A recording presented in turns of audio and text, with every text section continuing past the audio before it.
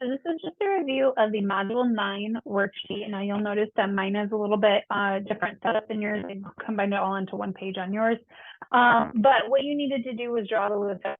So follow our rules, okay? If you look up some of these Lewis dot structures, because in reality, some things are large, some have different shapes, and a lot of other factors. So don't look up the actual answer. Follow our rules. Okay, so you want to try to shoot for the octet rule and follow your rules that hydrogen only has one bond and a halogen can only have one bond. Okay, so most of these you were probably fine with, right? Halogens can't double bond, so there's just less than an octet.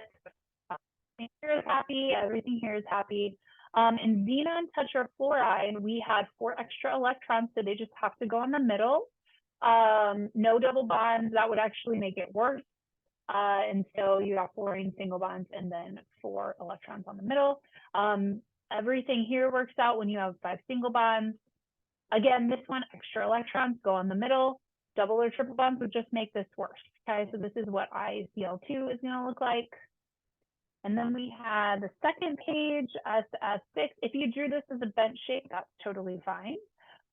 This one, if you followed our rules, carbon's in the middle, oxygen, chlorine, chlorine. Oxygen can double bond. So to fix the octet rule, that's what we did. Again, extra electrons on the middle, no double bonds. This one, carbon and nitrogen can double and triple bond, but hydrogen can't. So yeah, this looks asymmetrical, but like hydrogen's not going to make another bond. So this is organic acid.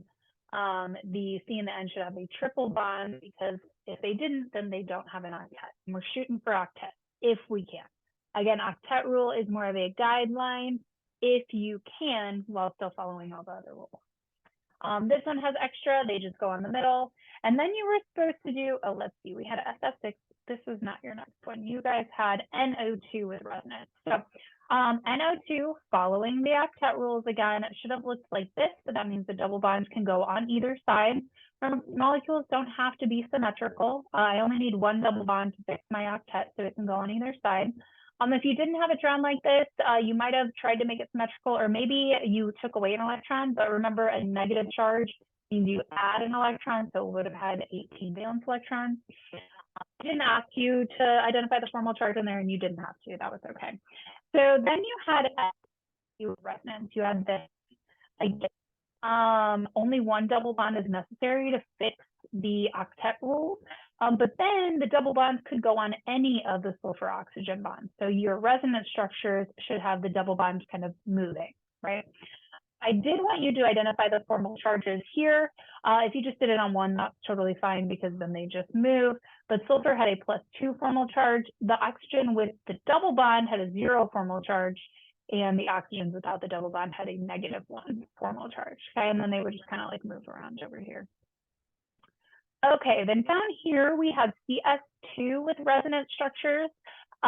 This one, the symmetrical one, is probably what you drew first, which is great. That follows all the octet rules and looks nice. But technically, if you have a double and a double, it could instead be a single and a triple. So you could do 1 and 3 or 1 and 3. And if you look, this structure actually has all 0 formal charges, so it is the best option. And the only time we're really shooting for formal charges is if I specifically say something about formal charges or what is the best or most accurate resonance structure. Otherwise, you just want to try to follow the octet. And then number 2 down here, I gave you all these bond enthalpies, and then I wanted you to do this. Now, you do have to draw the structures. If you don't have the structures correct, you won't use the right numbers to calculate the enthalpy. So C2H4, now this might have been hard to do if I wasn't there helping you.